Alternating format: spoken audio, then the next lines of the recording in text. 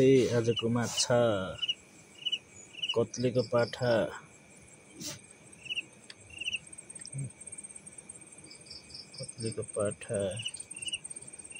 काने कत्रो बाम पानी परेको थियो यहाँ त पटक्कै परे आफ्नो त गरेको थियो अलि यो त माथिका दिदी दिए कि बेसतिर आएको भयो पानी यस माथि सुतेको माथि किन आएको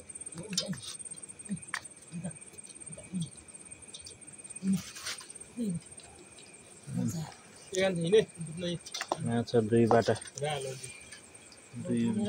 माछा